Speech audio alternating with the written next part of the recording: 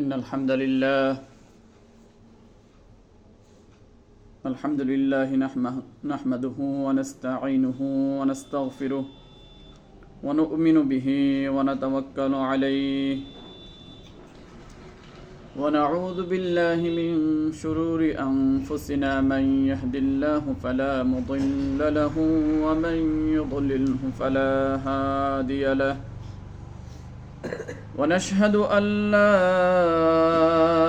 إله إلا الله وحده لا شريك له ونشهد أن سيدنا ومولانا وأولانا محمدا عبده ورسوله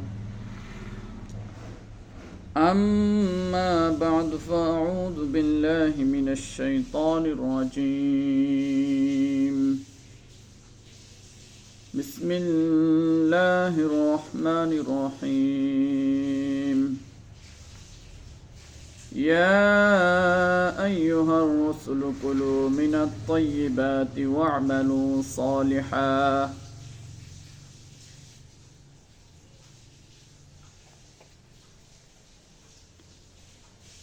وقال النبي صلى الله عليه وسلم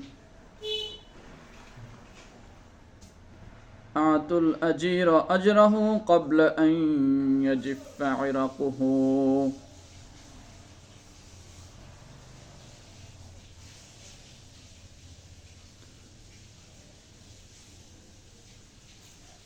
وسئل رسول الله صلى الله عليه وسلم أي الكسب أطيب قال عمل الرجل بيده وكل بيع مبرور أو كما قال عليهم الصلاة والسلام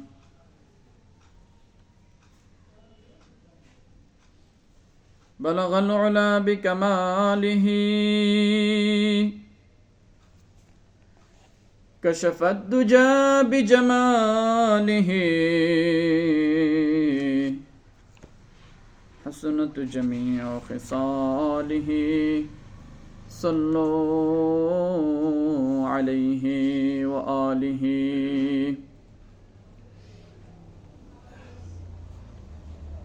मैं ढूंढ रहा है कहाँ दरबार इलाही मैं ढूंढ रहा है कहाँ दरबार इलाही मोहब्बत में तेरा दम बदम रखना है मौला तेरा नाम में जीना है तेरा नाम में मरना तेरा नाम में जीना है तेरा नाम में मरना हमें तो दुस्ती बना ले हमें तो मस्ती बना ले हमें तो प्यार बना ले हमें तो यार बना ले तो खुदावंद यमीनी तो खुदावंद शिमाली तो खुदावंद अरीजी तो खुदावंद समावी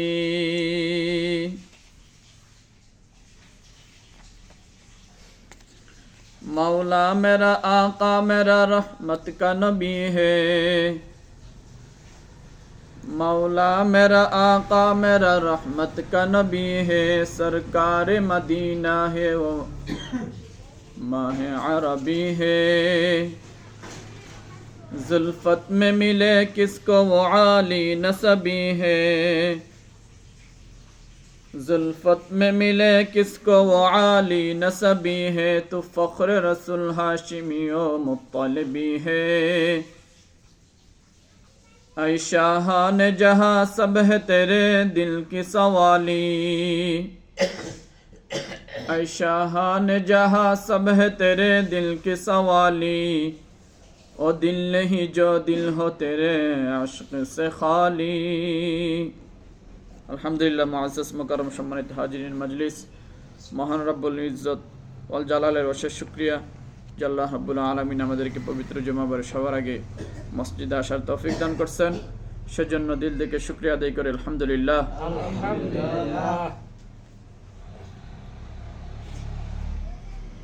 এখন আরবি মাস অনুযায়ী জিলকদ মাস, আর বাংলা মাস অনুযায়ী বৈশাখ মাস, আর ইংরেজি মাস অনুযায়ী মে মাস। মে মাসের আজকে 1 তারিখ। এই মে মাসের 1 তারিখকে ঘিরে একটা আন্দোলন হয়েছিল পুরো পৃথিবীব্যাপী, যেটাকে শ্রমিক দিবস বলা হয়। মে মাসের 1 তারিখের আন্দোলনকে কি বলে? শ্রমিক দিবস। শ্রমিক দিবসে শ্রমিকদের যাতে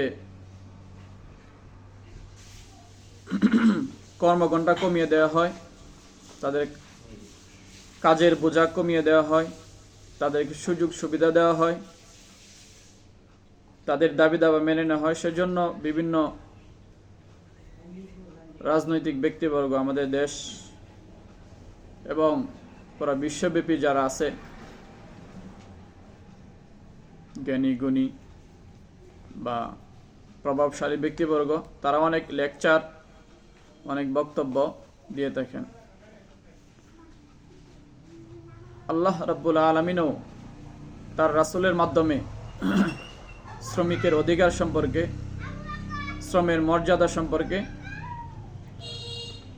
অনেক গুরুত্বপূর্ণ আলোচনা করছেন। তারই আলোকে ইনশাআল্লাহ দুই একটা কথা বলবো আর কি আজকে। কারণ আমি যদি বাঁচতে চাই, তাহলে আমাদের খাওয়া, ঘুমানো, কাপড় চোপড় পরা, এগুলো আমাদের দরকার, খুবই প্রয়োজনীয় দরকার, ঠিক না? ঠিক। মৌলিক চাহিদা, খাবার, ঘর, বাসস্থান, চিকিৎসা, এগুলো মানুষের কি মৌলিক প্রয়োজন। এই মৌলিক প্রয়োজনের ব্যাপারে ইসলামের অবশ্যই কি আছে? দিক নির্দেশনা আছে। এই যে পৃথিবীর এত অগ্রগতি, উন্নতি, এগুলো কাদের অবদান? শ্রমিকদের অবদান। কাদের অবদান? শ্রমিকদের অবদান। পৃথিবীতে যত খনিজ সম্পদ আছে, পাহাড় বলেন, নদী বলেন, সাগর বলেন, পরে পেট্রোল বলেন, গ্যাস বলেন, এগুলো আল্লাহর দান। এগুলো কার দান? আল্লাহর দান। এগুলো ওরা বলে প্রাকৃতিক সৃষ্ট। যে প্রকৃতিকে কে সৃষ্টি করছে, এই স্রষ্টার কথা বলে না, শুধু কি এগুলো প্রাকৃতিক ভাবে পাওয়া যায় সেই কথা বলে, কিন্তু এই স্রষ্টার কথা কি তারা বলেন। এছাড়া যত ঘর বাড়ি, বিল্ডিং, রাস্তাঘাট, শিল্প কারখানা, কলকারখানা যা আছে, মেশিনারিজ, জাহাজ, বিমান যা আছে, সব কাদের অবদান? শ্রমজীবীদের অবদান, না বিজ্ঞানীদের অবদান। ওরাও তো কামলা, কেউ কামলার পজিশনে বড়, কেউ ছোট আর কি, ঠিক না? যে বিমান বানায় সেও তো একটা কি কাজ করে, নাকি? যে জাহাজ বানায় সেও কাজ করে, যে রিক্সা চালায় সেও কাজ করে, যে মানুষের বাড়িতে কাজ করে সেও কাজ করে। আর আমরা সবাই মিলে যারা আল্লাহকে বিশ্বাস করি তারাও কাজ করি না? আল্লাহর বান্দা হতে হলে আল্লাহর কাজ করতে হবে, না হয় আল্লাহ বান্দাকে তার প্রতিশ্রুত যে জান্নাত আছে সেই জান্নাত বান্দাকে দেবেন। কাজ করলে এটার বিনিময় আছে না নাই? আছে।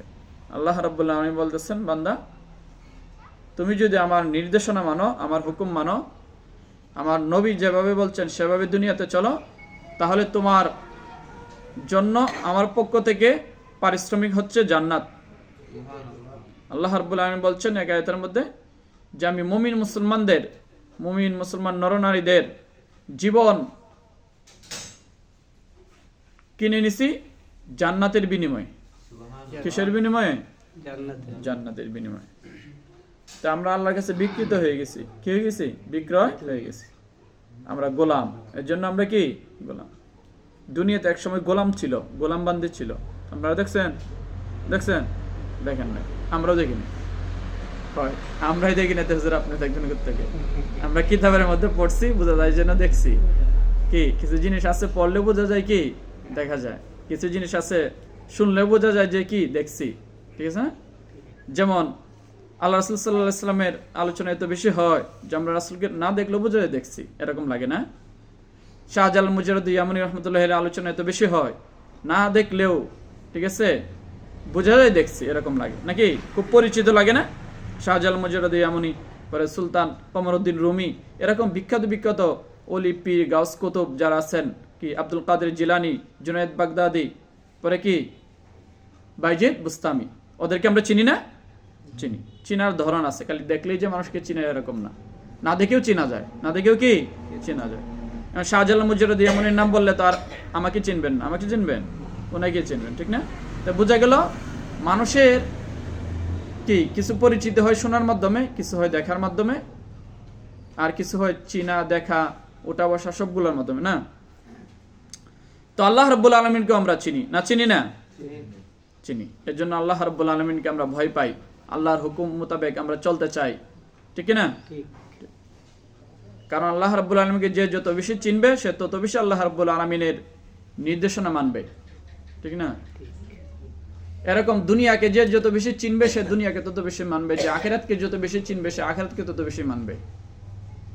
এর জন্য আমরা প্রতিটা ক্ষেত্রে মুমিন মুসলমান যারা আছি, প্রতিটা ক্ষেত্রে আমরা যাতে আল্লাহ রাব্বুল আলামিনকে চিনি, জানি, মানি, সেজন্য আল্লাহ রাব্বুল আলামিন নবী রাসূলদের কি পাঠাইছেন আমাদেরকে বোঝানোর জন্য।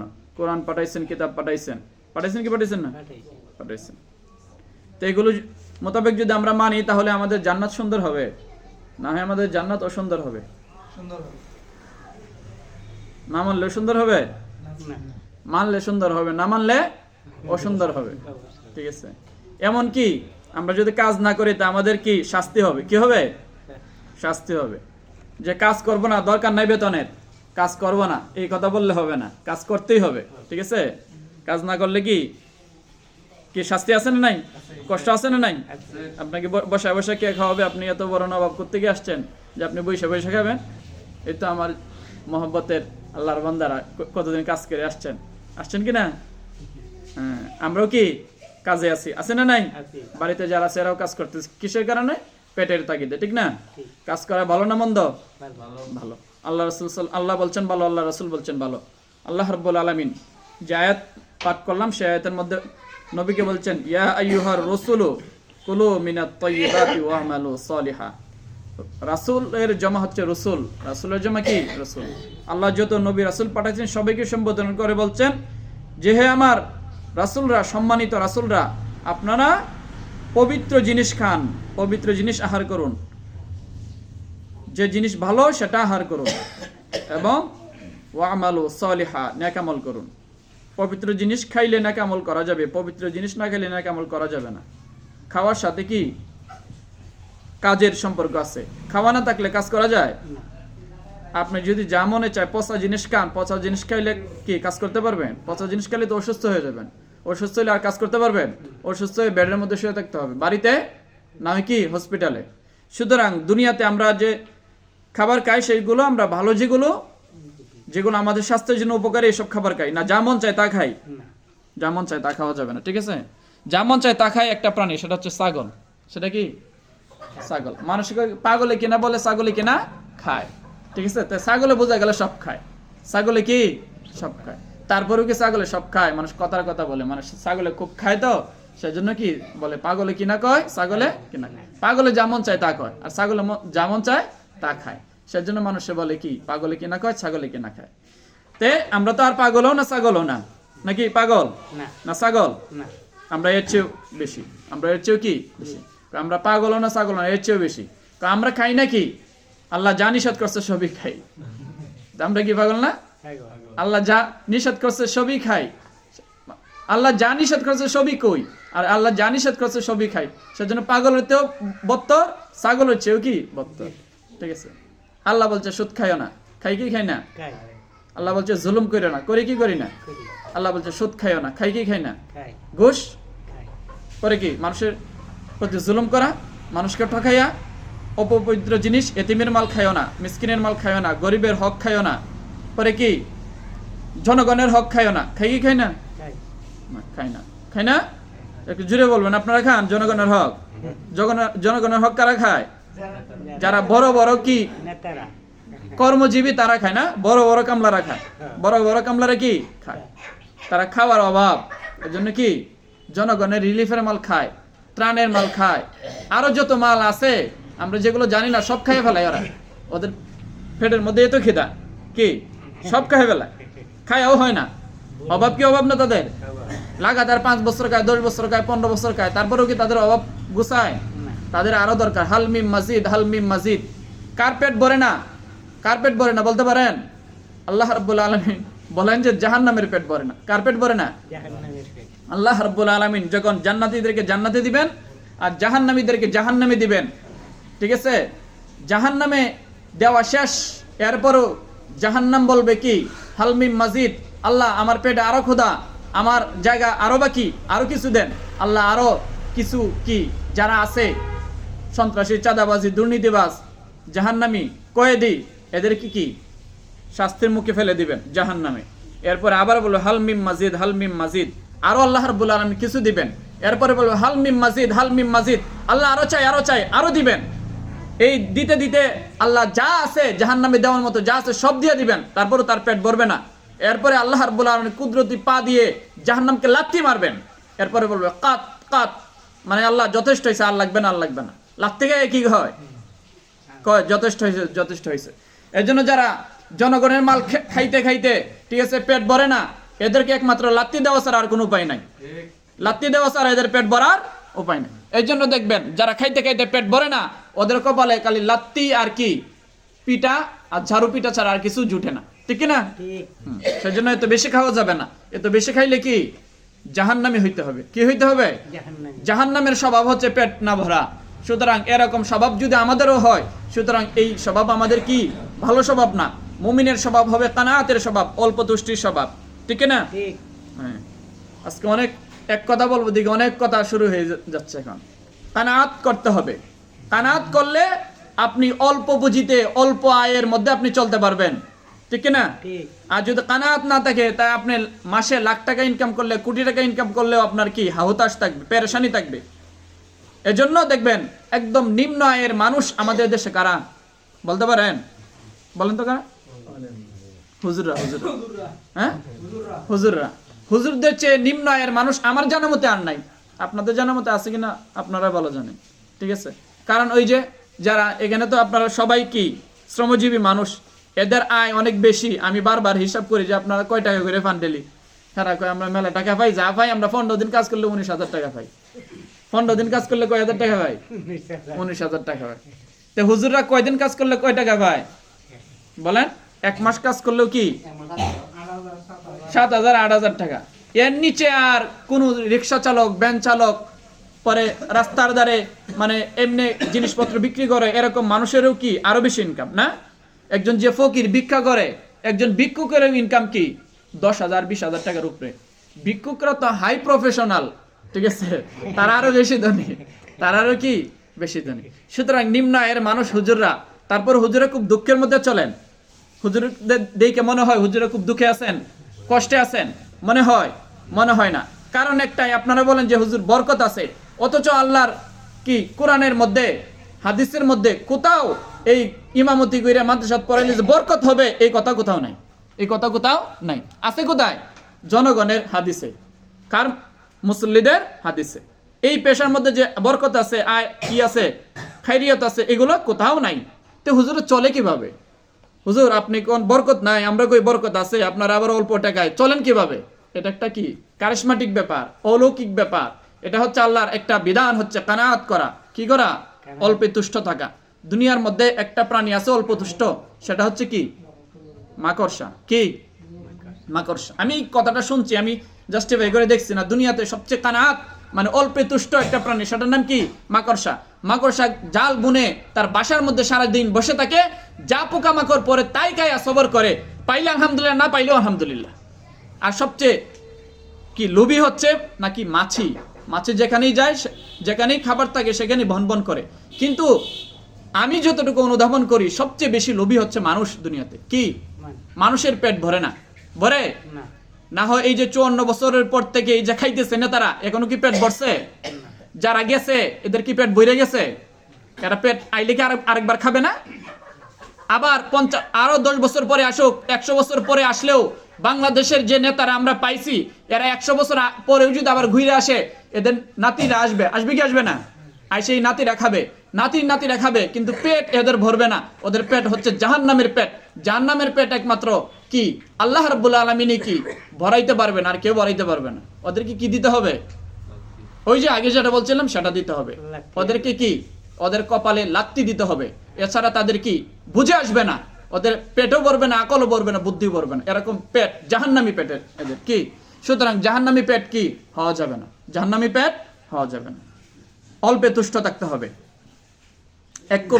এক কবিতার মধ্যে ছোটবেলা পড়ছিলাম, পরদন দেখিলুবে বাড়াও না হাত, কাহারও শরীরে কবু করোনা আঘাত, কাহা কেউ মন্দ কথা কখন বলো না কখন, সকলের প্রিয় হতে করহ যতন, মানির সম্মান সদা রাখিবে যতনে, তুষিবে সকলে অতি মিষ্টে সম্ভাষণে, নিচ ভাবি মনে ঘৃণা করোনা কাহারে, সকলে আল্লাহর সৃষ্টি জানিয়ে সংসার। এখানের মধ্যে একটা আছে, মানে মুহের কথা আছে, মানে পরদন দেখিলুবে বাড়াও না হাত, মানে মানুষের কাছে যা আছে তাই দেখি তুমি লোভ করো না।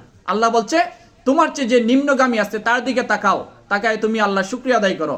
তুমি যদি দুনিয়ার ক্ষেত্রে শুধু উঁচুর দিকে তাকাও, তাহলে তুমি কোনোদিনই পেট ভরতে পারবে না। যার কি এই যে 1 কাঠা জমি আছে তার আরেক কাঠা চাই, যার একটা ঘর আছে তার আরেকটা ঘর চাই, যার একটা গাড়ি আছে তার আরেকটা চাই। এই অভাব কি মানুষের শেষ হয়? এই চাহত কি কোনোদিন শেষ হয়? শেষ হবে না। এজন্য সুখে থাকতে হইলে কি করতে হবে? নিচের দিকে তাকাইতে হবে। কিন্তু নিচের দিকে তাকানোর মানে এটা না যে আপনি কি শুধু বসে থাকবেন। সবর যতটুকু পারেন করবেন, হুজুরা যতটুকু পারেন সবর করেন, কানাআত করেন, এর জন্য চলতে পারেন, না হয় চলতে পারতেন না দুনিয়াতে। হুজুরা চলেন কিভাবে? কারিশমাটিক ব্যাপার এটাই যে হুজুরা সবর করেন, বা দিনদার মানুষ যারা অভাবী মানুষ ওরা সবর করেন, কানাআত করেন, এর জন্য চলতে পারেন। আর যারা অনেক লাখ লাখ টাকার পাইয়াও চলতে পারে না, কারণ এদের লোভ বেশি, ওদের অল্পে তুষ্টি নাই, সেজন্য ওরা চলতে পারে না, ওদের পেট ভরে না, ওদের কি চাহতের শেষ হয় না। দুনিয়াতে চলার জন্য কোটি কোটি টাকার প্রয়োজন নেই, কিন্তু জীবন এবং জীবিকার তাগিদে আপনার ইনকাম করতে হবে। এটা আল্লাহ রাব্বুল আলামিনের নির্দেশ। কার নির্দেশ? আল্লাহ রাব্বুল আলামিনের নির্দেশ। আল্লাহ রাব্বুল এজন্য নবীদেরকে বলছেন, রাসূলদেরকে বলছেন, ইয়া আইয়ুহার রাসূলু কুলু মিনাত তাইয়্যিবাতি ওয়া'মালু সালিহা। তে তোমরা রাসূল আপনারা পবিত্র খাবার খান আর নেক আমল করেন। তে পবিত্র খাবার খাইলেই নেক আমল করা যাবে। আমি শুরুতেই বলছিলাম অপবিত্র খাবার, গান্দা খাবার, পচা খাবার, এগুলো খাইলে স্বাস্থ্য ভালো থাকে না, আপনার অসুখ হয়। অসুখ হইলে বেডে শুয়ে থাকতে হয়, হসপিটালে শুয়ে থাকতে হয়, আপনি ভালো কাজ করতে পারবেন না। এরকম ক্ষেত্রে আল্লাহ রাব্বুল আলামিন যে আমলের কথা বলছেন, যে কাজের কথা বলছেন, এই কাজ যদি আপনারা করতে চান তাহলে পবিত্র খাবার খাইতে হবে, সুদমুক্ত খাবার খাইতে হবে, হারাম মুক্ত খাবার খাইতে হবে, নিখাত নির্ভেজাল খাবার খাইতে হবে। আর যদি দুনিয়ার মতো পচা গান্দা খাবার খাইলে যেরকম স্বাস্থ্য হানি হয়, অনুরূপ আল্লাহ রাব্বুল আলামিনের যেগুলো নিষেধ করছেন এরকম হারাম খাবার যদি খান, শুয়োর যেরকম খাওয়া হারাম, সুদ খাওয়া এর চেয়ে খতরনাক হারাম, এর চেয়ে ঘুষ খাওয়া হারাম, এর চেয়ে মানুষকে কি মেরে খাওয়া হারাম। এই যে সব দিকে ভেজাল আছে না নাই? চুরি করে খাওয়া হারাম, পরে কি ডাকাতি করে খাওয়া হারাম, চিন্তাই করে খাওয়া হারাম, পরে কি রাহাজানি করে খাওয়া হারাম, মানুষের সম্পদ লুট করে খাওয়া হারাম, জনগণের মাল আত্মসাৎ করা হারাম, এতিমের মাল আত্মসাৎ করা হারাম। এগুলো হচ্ছে পচা খাবার। এই পচা খাবার খাইয়া আখিরাতের আমল, আল্লাহ রাব্বুল আলামিনের আমল করা যায় না, এবং এই আমলের মধ্যে ভালোও লাগে না। ঠিক কিনা? সেজন্য কি খাবার খাইতে হবে? হালাল পন্থায় খাবার খাইতে হবে। হালাল পন্থায় খাবার কারা খাইতে পারবে? যারা শ্রম ঘাম রক্ত ঝরায় এরা খাইতে পারবে না। যারা বৈশা দেখে নেতার কালি কি পা চাটে ওরা খাইতে পারবে। নেতার পা চাটে যারা, এরা হালাল খাবার খাইতে পারে না। এটা চ্যালেঞ্জ। এটা কি চ্যালেঞ্জ? এরা হারাম খাবার খায়। সুতরাং হারাম খাবার যারা খায় তাদের কি ঠিকানা? জান্নাতে না জাহান্নামে? জাহান্নামে। এদের দুনিয়াতেও অশান্তি থাকবে, আখিরাতেও অশান্তি।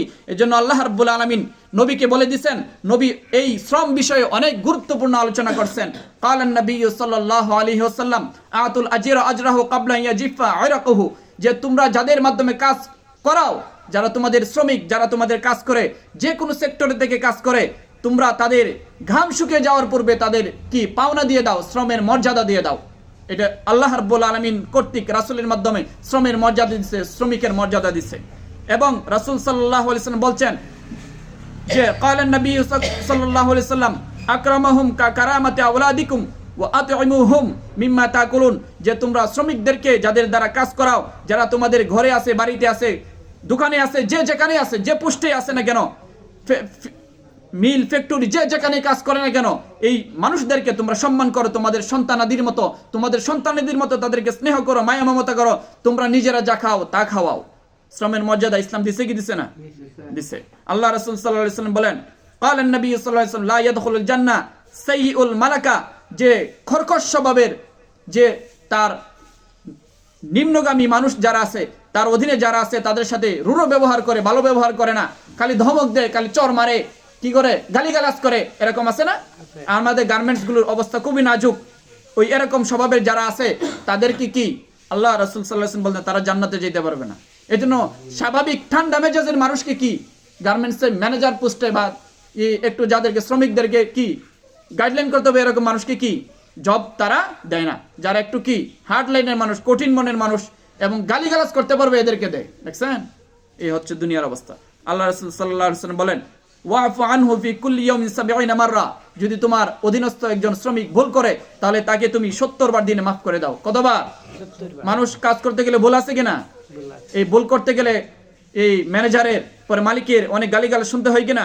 আল্লাহ রাসূল বলেন মাফ করে দাও। যদি মাফ করে দাও আল্লাহ রাব্বুল আলামিন তুমি ৭০ বার মাফ করবে, আল্লাহ রাব্বুল আলামিন তোমাকে ৭০,০০০ বার মাফ করে দিবেন। আমাদের ভুল আছে কিনা জীবনে? ভুল আছে না নাই? আল্লাহ রাব্বুল আলামিনের গোলাম আমরা সবাই, সেজন্য কি আল্লাহ রাব্বুল আলামিন আমাদেরকে মাফ করে দিবেন আমাদের সমস্ত ভুল ভ্রান্তি গুলো। আল্লাহ রাসূল সাল্লাল্লাহু আলাইহি ওয়াসাল্লাম বলেন, ওয়াসুইলা রাসূলুল্লাহ সাল্লাল্লাহু আলাইহি আইয়ুল কাসবি আতয়াবু, হে রাসূল সবচেয়ে মানুষের যত কামাই রোজগার আছে, যত রিজিক আছে, সবচেয়ে উত্তম রিজিক কোনটা? আল্লাহ বলেন, কালা আমাল রাজুল বিয়াদিহি, যেটা মানুষের নিজ হাতে কামাই করে, নিজের ঘাম ঝরে যেগুলো কি করে কামাই করে, এগুলো হচ্ছে কি আতিয়াব, এগুলোর মধ্যে বরকত, এগুলোর মধ্যে কল্যাণ। আর আমরা যেগুলো করি এগুলোর মধ্যে কি নাই? কোনো খাইরিয়াতের, কোনো বরকতের কোনো হাদিস নাই। এগুলো জনগণে বানাইছে। কারা বানাইছে? জনগণে বানাইছে। আর হুজরা তো বেকল মানুষ, কি করবো আর কিছু কয় না, সবর করে থাকে। ও কুল্লু বাইইন মাবরুরুন, এবং যত হালাল বেচাকেনা আছে সেগুলোর মধ্যে আল্লাহ কি রাখছেন? বরকত রাখছেন। এগুলোর মধ্যে কি রাখছেন? পবিত্রতা রাখছেন। সেজন্য যারা কি বিভিন্ন কি এই যে ব্যবসা আছে না, যত যাদের ব্যবসা আছে সবগুলো যদি হালাল হয়, এই সবগুলোর মধ্যে আল্লাহ কি রাখছেন? বরকত রাখছেন। এবং ব্যবসার মধ্যে ৯০% বেশি বরকত বেশি রাখছেন, ৯০% বরকত বেশি রাখছেন। এগুলোর মধ্যে ইনকাম বেশি। এর জন্য ব্যবসায়ীদের কি, ব্যবসায়ীরা ধনী। দুনিয়াতে কারা ধনী সবচেয়ে বেশি? চাকরিজীবীরা না, ঠিক আছে? অন্যান্য যারা যত সেক্টর আছে ওইগুলো বেশি ধনী হইতে পারে। সবচেয়ে দুনিয়ার সবচেয়ে ধনী মানুষ হচ্ছে কারা? ব্যবসায়ীরা। আল্লাহ রাসূল এটার মধ্যে কি করছেন? দোয়া করছেন। আল্লাহ রাসূল এটার মধ্যে খাইরিয়াতের কথা বলছেন। এবং আমরা দুনিয়ার মানুষ যাতে অলস না হই, আল্লাহ রাসূল সাল্লাল্লাহু আলাইহি ওয়াসাল্লাম আমাদেরকে শিক্ষা দিয়েছেন, আল্লাহুম্মা ইন্না আউযুবিকা মিনাল হাম্মি ওয়াল হুজনি ওয়া নাউযুবিকা মিনাল আজিজি ওয়াল কাসলি। আল্লাহ রাসূল সাল্লাল্লাহু আলাইহি ওয়াসাল্লাম বিশেষ করে অলসতা থেকে, অক্ষমতা থেকে কি পানা চাইছেন। যারা মনে করেন কাজ করে না, এরা চুরি করে, এরা ডাকাতি করে, এরা নেতার পিছনে ঘুরে। যারা কাজ করে এরা কি নেতার পিছনে ঘোরার সময় আছে? কারণ ওদের তো কাজ করতে হবে। কাজ করলে হালাল কি খাবার আসবে, পবিত্রতা আসবে, আমল করতে ভালো লাগবে। আর যারা নেতার পিছনে ঘুরে, এরা তো নেতার পিছনে ঘুরতে ঘুরতে সময় চলে যায় না। ওদের জন্য একদিন দুই দিন হয়, একদিন দুই দিন হয়, একদিন দুই দিন জন্য। এদের জন্য তো মাস 30 দিনই হয়, 30 দিনই সবার জন্য 30 দিনে। ওরা তো 30 দিনেই ঘুরে কি 30 বছর বাচ্চা থাকলে 30 বছরে ঘুরবে। নেতার ছেলে নেতা হবে, আর কি যারা কি চাটে চাটুকারে ছেলে কি চাটুকার হবে। এগুলো কষ্ট লাগে না আপনাদের শুনলে? কষ্ট লাগবে না যদি আপনারা এগুলো না করেন। আইব যদি রোগ যদি না থাকে ডাক্তারে কি চিকিৎসা করবে, আর কাটবে কোথায়? ঠিক আছে, সুতরাং এগুলো কষ্ট লাগার কথা না। ওয়াকালান নবী সাল্লাল্লাহু আলাইহি ওয়াসাল্লাম শেষ, আলা কুল্লুকুম রাঈন ওয়া কুল্লুকুম মাসউলুন আন রাঈয়াতিহি। আল্লাহ রাব্বুল আলামিন সবাইকে দায়িত্বশীল বানাইছেন, সবাইকে তার দায়িত্ব সম্পর্কে আল্লাহ রাব্বুল আলামিন জিজ্ঞেস করবেন। সেজন্য যে যার দায়িত্ব আছে, আমাদের দায়িত্ব আছে না? আছে না? আমাদের বিবি বাচ্চা যারা আছে আমাদের কি অধীনে আছে, তাদেরকে হালাল পেশার মাধ্যমে জীবন জীবিকা নির্বাহ করা, এটা আমাদের দায়িত্ব। তাদেরকে খাবার মুখে তুলে দেওয়া আমাদের দায়িত্ব, কিন্তু অবৈধ পন্থা নাই। কোন পন্থায়? বৈধ পন্থায়। আল্লাহ রাসূল সাল্লাল্লাহু আলাইহি ওয়াসাল্লাম এক হাদিসের মধ্যে বলেন, লা ইউমিনু আহাদুকুম হাত্তা ইয়াকুনা হাওয়াহু তামাআল লিমা জিতু বিহি। অর্থাৎ আমি রাসূল জানিয়ে প্রেরিত হইছি, তো যতদিন পর্যন্ত সেটা অনুসরণ না করতে পারবে ততদিন পর্যন্ত মুমিন মুসলমান হওয়া যাবে না, হওয়া যাবে না। এর মধ্যে একটা হচ্ছে ঈমান, একটা হচ্ছে ইবাদত, একটা হচ্ছে মুআমালাত, একটা হচ্ছে মুআশারাত, একটা হচ্ছে আখলাক। আজকে শুধু আলোচনা করলাম পাঁচটার একটা হচ্ছে মুআমালাত, লেনদেন। আমাদের লেনদেন যাতে কি হয়, ঠিক হয়। এটা হচ্ছে কি দিন, অর্থাৎ আল্লাহর হুকুম এবং রাসূলের তরিকা মোতাবেক যা করবেন সব দিন। আর আল্লাহর হুকুম নাই, রাসূলের তরিকা নাই, যা করবে সবগুলো কি দুনিয়া, সবগুলো জাহান্নামের কি পাথে। আল্লাহ রাব্বুল আলামিন আমাদেরকে সব সময় সর্বক্ষেত্রে ইসলাম মোতাবেক জীবনকে পরিচালনা করার মতো তৌফিক দান করুন। ওয়া আখিরু দাওয়ানা আলহামদুলিল্লাহি রাব্বিল আলামিন।